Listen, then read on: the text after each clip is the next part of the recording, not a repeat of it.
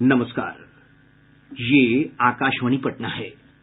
अब आप खालिद रशीद से प्रादेशिक समाचार सुनिए। पहले मुख्य समाचार। संघ लोक सेवा आयोग की सिविल सेवा परीक्षा में कटिहार के शुभम कुमार ने देश भर में सर्वोच्च स्थान प्राप्त किया। जमुई के प्रवीण कुमार 7वां और समस्तीपुर के सत्यम गांधी को 10वां स्थान मिला। राज्य सरकार ने अनलॉक 7 की घोषणा की।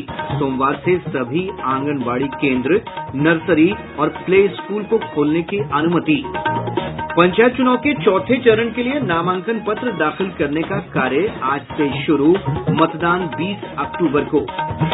और प्रधानमंत्री नरेंद्र मोदी कल सुबह 11 बजे आकाशवाणी पर मन की बात कार्यक्रम में देश विदेश के लोगों के साथ अपने विचार साझा करेंगे। देश भर में 18 वर्ष से अधिक आयु वर्ग के लोगों के लिए सरकारी केंद्रों पर निःशुल्क कोविड टीकाकरण अभियान जारी है। युवाओं से आग्रह है कि कोविड से बचाव का टीका अवश्य लगवाएं और अन्य लोगों को भी इसके लिए प्रोत्साहित करें। जब तक आवश्यक न हो, घर से बाहर न निकलें और 3 सरल उपायों का पालन करते रहें।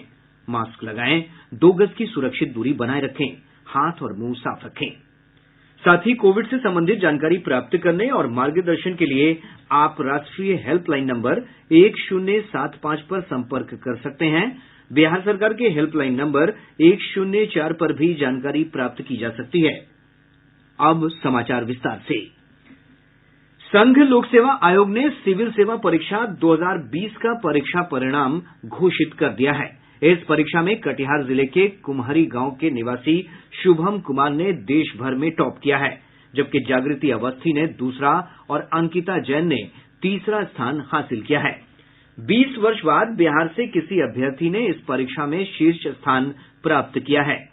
आईआईटी बॉम्बे से सिविल इंजीनियरिंग की पढ़ाई पूरी करने वाले शुभम कुमार ने बताया कि तैयारियों के दौरान उन्हें काफी उतार चढ़ाव देखने को मिला, लेकिन उन्होंने सफलता के लिए योजनाबद्ध तरीके से काम किया।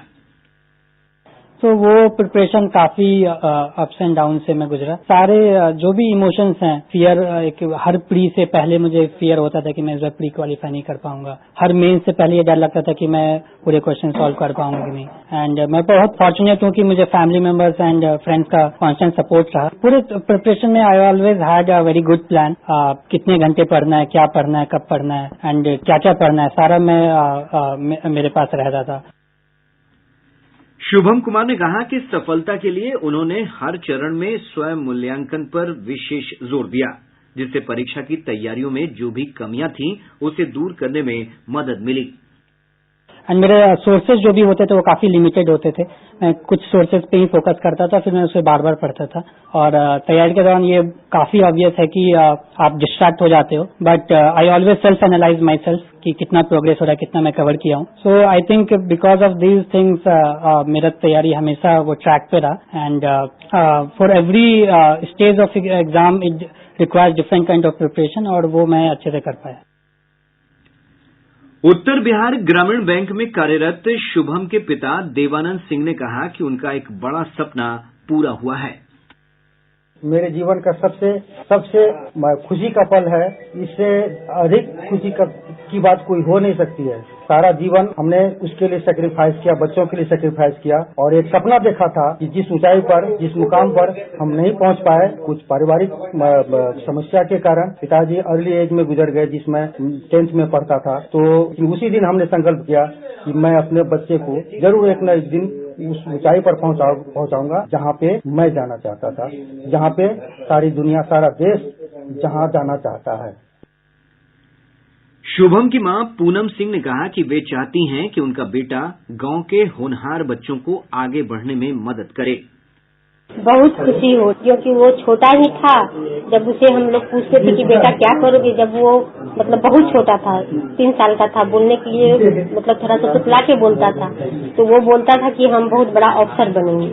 इसलिए मुझे बहुत खुशी हो रही थी, और पापा का भी सपना था और चाचा का भी सपना था और दादी की भी सपना थी कि मेरा पोता एक बड़ा अफसर बने। यूपीएससी की परीक्षा में बिहार के कई अन्य अभ्यर्थियों को भी सफलता मिली है। जमुई के प्रवीण कुमार ने मेरिट लिस्ट में 7वां और समस्तीपुर के सत्यम गांधी ने 10वां स्थान प्राप्त किया है। शीर्ष 25 उम्मीदवारों में इस बार 13 पुरुष और 12 महिलाएं शामिल हैं। सिविल सर्विसेज परीक्षा में कुल 761 उम्मीदवार पास हुए हैं। इनमें 545 पुरुष और 216 महिलाएं शामिल हैं। राज्यपाल फागू चौहान, मुख्यमंत्री नीतीश कुमार, उप मुख्यमंत्री तारकिशोर प्रसाद, उप मुख्यमंत्री रेणु देवी और विधानसभा में नेता प्रतिपक्ष तेजस्वी प्रसाद यादव ने बिहार का मान बढ़ाने के लिए शुभम कुमार को इस उपलब्धि के लिए बधाई दी है। प्रदेश में कोविड के घटते मामलों को देखते हुए राज्य सरकार ने प्रतिबंधों में और छूट दी है। राज्य में अब 27 सितंबर से सभी आंगनबाड़ी केंद्र और छोटे बच्चों के विद्यालय खुल जाएंगे। मुख्यमंत्री नीतीश कुमार की अध्यक्षता में आपदा प्रबंधन समूह की हुई उच्च स्तरीय बैठक में कोविड की वर्तमान स्थिति की समीक्षा के बाद यह फैसला किया गया। गृह विभाग के अपर मुख्य सचिव चैतन्य प्रसाद ने बताया कि आगामी त्योहारों के दौरान जुलूस और भीड़ प्रबंधन के लिए जिला प्रशासन अपने स्तर से आदेश जारी करेंगे। उन्होंने कहा कि कोरोना टीका का प्रमाण पत्र लेकर ही लोग मेला घूम सकेंगे। शेष अन्य प्रतिबंध पूर्व की तरह जारी रहेंगे। श्री प्रसाद ने कहा है कि अधिक कोविड प्रभावित राज्यों से आने वाले सभी लोगों की अनिवार्य रूप से जांच कराई जाएगी। सरकार ने लोगों से कोविड अनुकूल व्यवहार और सावधानी बरतने की अपील की है। प्रदेश में पिछले 24 घंटों के दौरान कोविड के 10 नए मामलों की पुष्टि हुई है। पटना और दरभंगा से 3-3, जबकि अररिया, मधुबनी और सुपौल से 1-1 नए मामले सामने आए हैं। स्वास्थ्य विभाग के अनुसार इसी अवधि में 5 मरीजों को उपचार के बाद छुट्टी दे दी गई, जिससे स्वस्थ होने वालों की संख्या बढ़कर 7,16,211 हो गई है। स्वस्थ होने की दर 98.66% है। वर्तमान में सक्रिय मरीजों की संख्या 60 है। प्रदेश में अब तक 5,25,37,000 से अधिक लोगों को कोविड से बचाव के टीके दिए जा चुके हैं। इनमें से 1,01,46,829 लोगों को टीके की दोनों डोज दी जा चुकी है। वहीं देश भर में अब तक 84,83,00,000 से अधिक लोगों का टीकाकरण किया जा चुका है। प्रादेशिक समाचार आप आकाशवाणी पटना से सुन रहे हैं। प्रदेश में 20 अक्टूबर को होने वाले पंचायत चुनाव के चौथे चरण के लिए नामांकन पत्र आज से भरे जाएंगे। नामांकन की अंतिम तिथि 1 अक्टूबर निर्धारित है। 4 अक्टूबर को नामांकन पत्रों की जांच की जाएगी, जबकि 6 अक्टूबर तक प्रत्याशी अपना नाम वापस ले सकते हैं। इसी दिन प्रत्याशियों के बीच चुनाव चिन्ह का भी आवंटन कर दिया जाएगा। इस चरण के तहत 36 जिलों के 53 प्रखंडों में मतदान होना है। प्रदेश में पंचायत चुनाव के पहले चरण में लगभग 60% मतदान हुआ है। राज्य निर्वाचन आयुक्त दीपक प्रसाद ने बताया कि 10 जिलों के 12 प्रखंडों में 59.85% मतदान दर्ज किया गया है। उन्होंने बताया कि सबसे अधिक रोहतास में 62.5% वोटिंग हुई है। सबसे कम 56.69% मतदान जहानाबाद में हुआ है। इसके साथ ही कैमूर, नवादा, मुंगेर और जमुई जिलों में पुरुषों के मुकाबले महिला मतदाताओं के मतदान का प्रतिशत अधिक रहा। निर्वाचन आयुक्त ने कहा कि मतदान छिटपुट घटनाओं को छोड़कर शांतिपूर्ण रहा है। 15,328 उम्मीदवारों के राजनीतिक भाग्य का फैसला वोटों की गिनती के साथ 26 और 27 सितंबर को होगा। राष्ट्रपति रामनाथ कोविंद 20 अक्टूबर को बिहार दौरे पर आएंगे। वे 21 अक्टूबर को पटना में आयोजित बिहार विधानसभा भवन के शताब्दी वर्ष समारोह में भाग लेंगे। प्रदेश के मौसम में लगातार बदलाव हो रहा है। मौसम विज्ञान केंद्र पटना ने कहा है कि अक्टूबर के पहले सप्ताह में राज्य भर में अच्छी बारिश की संभावना है। मानसून के राज्य से वापसी की संभावना भी अभी कम है। प्रधानमंत्री नरेंद्र मोदी कल सुबह 11 बजे आकाशवाणी से मन की बात कार्यक्रम में देश विदेश के लोगों के साथ अपने विचार साझा करेंगे। इस मासिक रेडियो कार्यक्रम की यह 81वीं कड़ी होगी। मन की बात का प्रसारण आकाशवाणी और दूरदर्शन के समूचे नेटवर्क पर किया जाएगा। यह आकाशवाणी समाचार की वेबसाइट newsonair.com और news on AIR mobile app पर भी उपलब्ध रहेगा। मन की बात कार्यक्रम आकाशवाणी, दूरदर्शन समाचार, प्रधानमंत्री कार्यालय तथा सूचना और प्रसारण मंत्रालय के YouTube चैनलों पर भी सीधा प्रसारित होगा। मन की बात कार्यक्रम के तुरंत बाद मैथिली भाषा में इसका प्रसारण आकाशवाणी के दरभंगा केंद्र से किया जाएगा। इसी प्रसारण को दोबारा रात्रि 8 बजे से भी सुना जा सकता है। भारतीय जनसंघ के संस्थापक सदस्य पंडित दीनदयाल उपाध्याय की जयंती पर आज उन्हें भावभीनी श्रद्धांजलि अर्पित की जा रही है।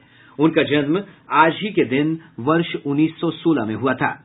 इस अवसर पर देश भर में कई कार्यक्रमों का आयोजन किया जा रहा है। भाजपा के प्रदेश अध्यक्ष डॉक्टर संजय जायसवाल ने श्रद्धांजलि अर्पित करते हुए कहा है कि पंडित दीनदयाल उपाध्याय एकात्म मानववाद और अंत्योदय के प्रणेता थे।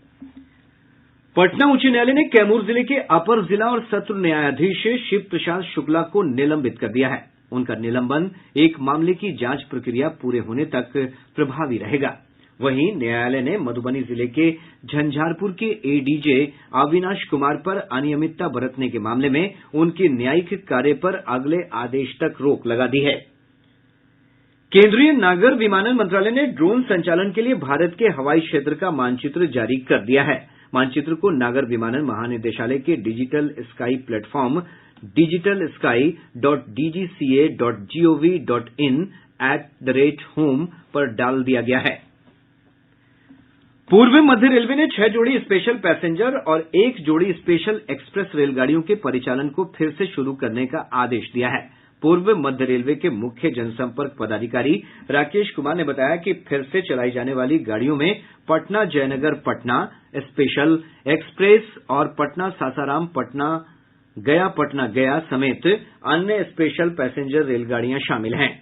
इन ट्रेनों में यात्रियों को कोविड-19 के मानकों का पालन करना अनिवार्य होगा। राष्ट्रीय स्वास्थ्य मिशन के अंतर्गत एएनएम की बहाली के लिए 3 अक्टूबर तक ऑनलाइन आवेदन लिए जाएंगे। पहले तिथि 21 जुलाई निर्धारित थी। राज्य स्वास्थ्य समिति के एक अधिकारी ने बताया कि उच्च न्यायालय ने एक जनहित याचिका पर सुनवाई करते हुए यह आदेश दिया है। उन्होंने कहा कि 8,853 पदों पर एएनएम की नियुक्ति की जाएगी। प्रदेश के विभिन्न भागों में पिछले 24 घंटों के दौरान अलग अलग सड़क दुर्घटनाओं में 9 लोगों की मौत हो गई। नालंदा जिले के बेना थाना क्षेत्र अंतर्गत पैठना गांव में मोटरसाइकिल सवार 3 लोग एक ट्रक की चपेट में आ गए, जिससे घटनास्थल पर ही इन सभी की मौत हो गई। वहीं गया जिले के शेरघाटी में एक तेज रफ्तार पिकअप वैन ने सड़क किनारे बैठे 3 लोगों को कुचल दिया। इन सभी की मौके पर ही मौत हो गई। गोपालगंज जिले के कटैया थाना क्षेत्र के भगवानपुर कुर्म टोला गांव में 2 4 पहिया वाहनों की टक्कर में 3 लोगों की मौत हो गई। संघ लोक सेवा आयोग ने अविवाहित महिलाओं को राष्ट्रीय रक्षा अकादमी और नौसेना अकादमी परीक्षा के लिए आवेदन करने की अनुमति दे दी है। परीक्षा के लिए आवेदन 8 अक्टूबर तक किया जा सकता है। प्रदेश के स्कूलों में आज से कोरोना से बचाव के लिए हाथ धुलाई महोत्सव शुरू हो रहा है। शिक्षा विभाग ने सभी स्कूलों को इस संबंध में आवश्यक दिशा निर्देश जारी किए हैं। कटिहार जिले में एक नाबालिग लड़की के साथ छेड़खानी के आरोप में SC/ST मामलों के थाना अध्यक्ष कीर्त्यानंद पासवान को गिरफ्तार कर जेल भेज दिया गया है। अब पटना से प्रकाशित प्रमुख समाचार पत्रों की सुर्खियां। आज के सभी समाचार पत्रों ने अलग अलग खबरों को प्रमुखता से प्रकाशित किया है। हिन्दुस्तान की सुर्खी है बिहार के शुभम बने UPSC टॉपर। दैनिक जागरण लिखता है प्रधानमंत्री की यात्रा से नए दौर में भारत और अमेरिका के रिश्ते। दैनिक भास्कर ने राज्य में पंचायत चुनाव के पहले चरण के मतदान पर लिखा है 4 जिलों में महिलाओं ने अधिक की वोटिंग 59.85% मतदान। और अब अंत में मुख्य समाचार एक बार फिर। संघ लोक सेवा आयोग की सिविल सेवा परीक्षा में कटिहार के शुभम कुमार ने देश भर में सर्वोच्च स्थान प्राप्त किया। जमुई के प्रवीण कुमार 7वां और समस्तीपुर के सत्यम गांधी को 10वां स्थान मिला। राज्य सरकार ने अनलॉक 7 की घोषणा की। सोमवार से सभी आंगनबाड़ी केंद्र, नर्सरी और प्ले स्कूल को खोलने की अनुमति। पंचायत चुनाव के चौथे चरण के लिए नामांकन पत्र दाखिल करने का कार्य आज से शुरू, मतदान 20 अक्टूबर को। और प्रधानमंत्री नरेंद्र मोदी कल सुबह 11 बजे आकाशवाणी पर मन की बात कार्यक्रम में देश विदेश के लोगों के साथ अपने विचार साझा करेंगे। इसके साथ ही आकाशवाणी पटना से प्रसारित प्रादेशिक समाचार का ये अंक समाप्त हुआ।